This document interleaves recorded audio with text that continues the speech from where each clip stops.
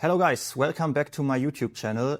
It's been a while since I posted something, so I wanted to make like a bit of a longer video on my 3 favorite handstand exercises because it feels like that I do some shorts sometimes in which I explain some of the exercises, but I think most exercises are a bit too complicated to really put them into a short video.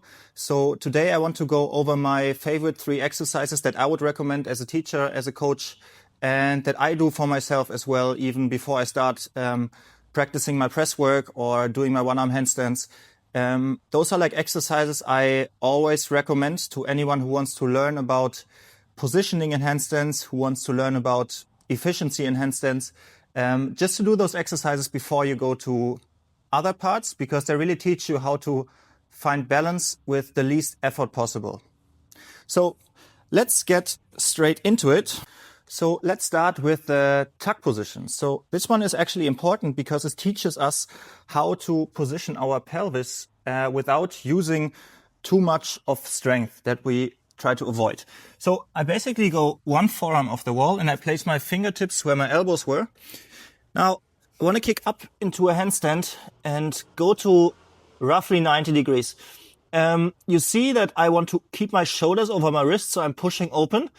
And now I want to tilt my pelvis. So instead of arching my back, I'm tilting. And I'm tilting so much until at some point I feel this floating sensation here.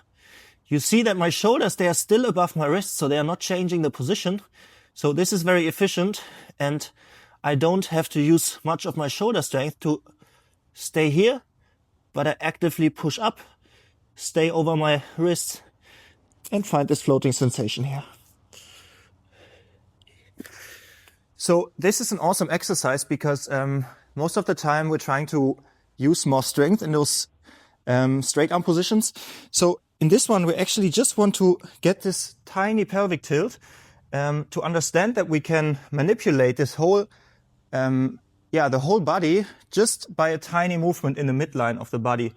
As this is the center, so it's very efficient if I learn how to manipulate this part instead of using my arms or my legs, which are kind of the end of the chains.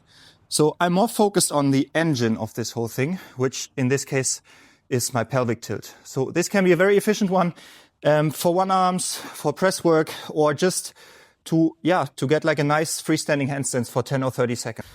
The second exercise that I would always recommend is a belly to wall exercise. So in that, I prefer to do a cartwheel into the wall instead of walking up the wall. It's also possible, but it will cost me a bit more time if I walk up like this. Maybe especially in the beginning of my handstand practice, it can take too much energy. So what I prefer doing is I'm doing a cartwheel in. So I'm starting here, cartwheel in, find my position. Now I want to find like a nice position, pelvic tilt, not arching the back, but I'm actively posterior pelvic tilt. Now I move my shoulders forward until my feet get light almost, and then I press from my shoulders up into my handstand. So it's like a shoulder push that brings me into a straight handstand. Notice, if I lose my pelvic tilt, this is happening, and I will just push myself back into the wall. So I must make sure I keep this pelvic tilt so that I can push from my shoulders and open them and find a handstand. So yeah, this is a very nice one because it teaches me to rebalance more from a strengthening position and to realign my body very efficiently without losing that pelvic tilt and keeping it active until I can balance. The third exercise, which I would recommend in the beginning, is like a crossed feet position.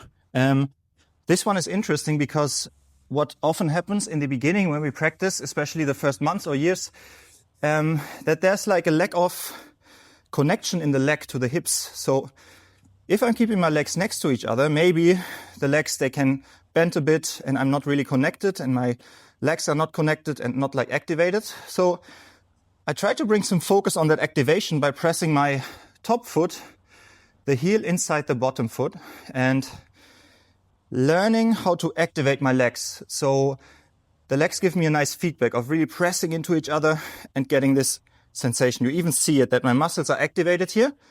Instead of just having them like neutral, I'm actively pushing them into each other. If I go up into a handstand, this time, instead of going one forearm off, I go a bit closer. So just a few fingers or maybe one hand off, kick up. And I want to cross my feet, getting some activation here in my legs, pushing tall from my shoulders, tilting my pelvis, and trying to float here. If I find a few seconds of floating sensation here, I can maybe try to change the position. Just make sure you keep your legs activated so they're not just loose, but actively pushing into each other so that I activate my legs. I also have some slight internal rotation. Instead of external rotation, I go a bit more in, and then I do some switches if I can. But the first part is really just trying to float off the wall, getting that sensation. And then from there, maybe you can switch at some point in between here and here. A nice goal to work towards is like 5 to 10 switches between the legs to really understand like a tiny switch in your hip position and that you can rebalance it, and that will make your handstand very efficient. So yeah, this is pretty much it.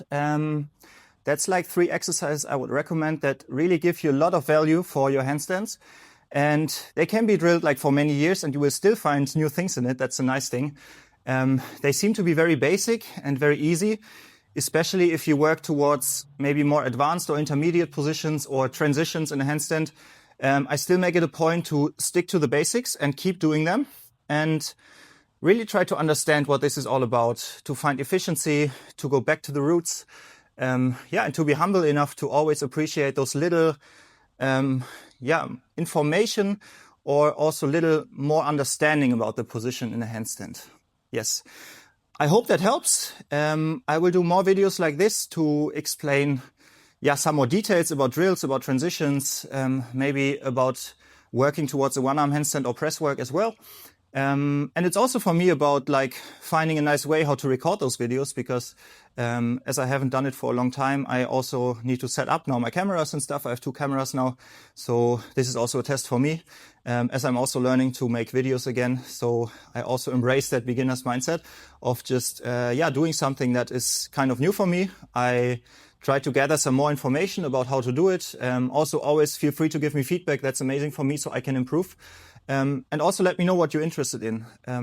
There's not just handstands, there's also movement content coming, there's mobility content coming. So if you want to become more flexible, understanding how to become more flexible, how to build a proper process, then always feel free to just comment under the video, and I'm happy to take those in consideration and make videos that apply to what you need. So thank you very much for watching. I hope I see you next time, and have a beautiful practice and enjoy your training. See you next time. Bye bye.